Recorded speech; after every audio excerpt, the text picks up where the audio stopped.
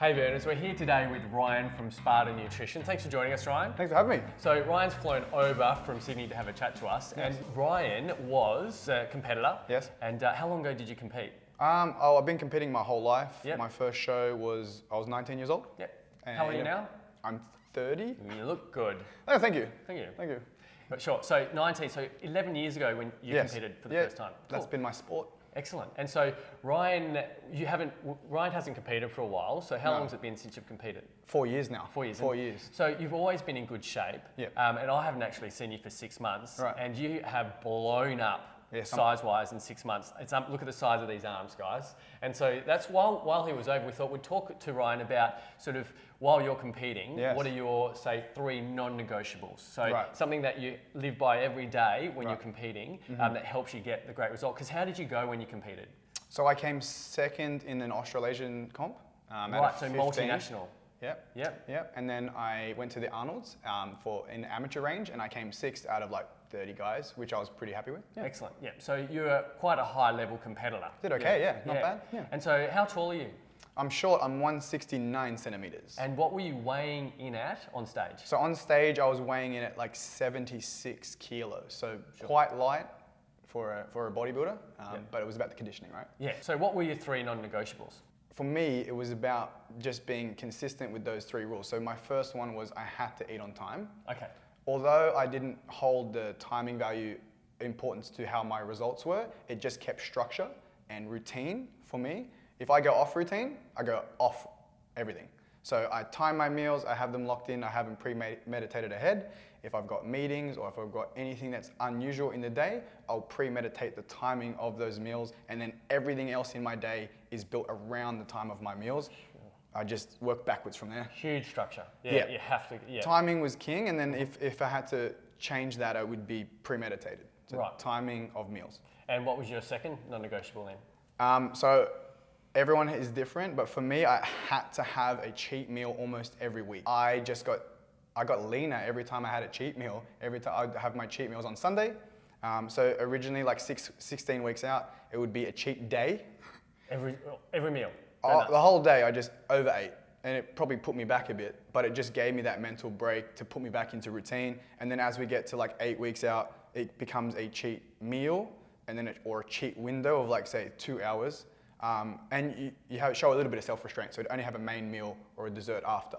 I'm not necessarily pushing for that, that's the best way to do it, but for me mentally, I didn't want to spend 4 hours kind of mathematically calculating my calories.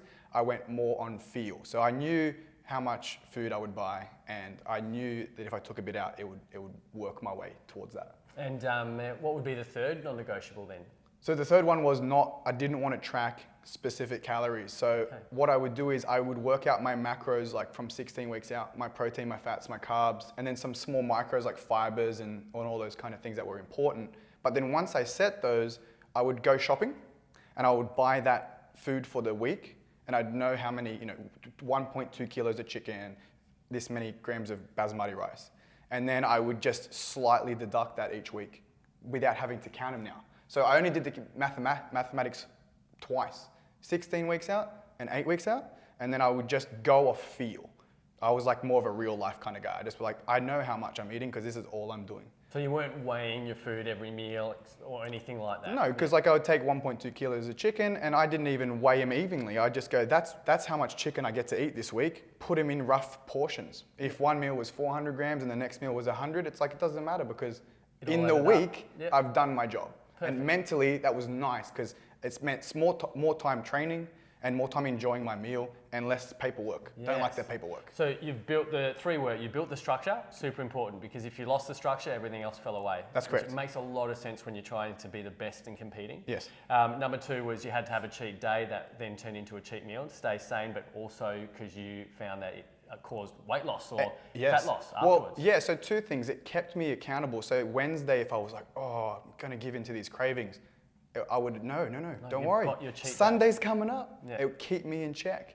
Because not a strong willpower. So you have to personally recognize that within yourself. Yeah, I'm weak here. How can I win and how can I hack that? Sure. So that was how it worked. And also, you know, when you eat that meal, my friends would see my eyes and I would have dilated pupils. They'd be like, man, you look like you're on drugs. Because I'd be so happy. The hormones and the endorphins that would come through that meal were just so rewarding.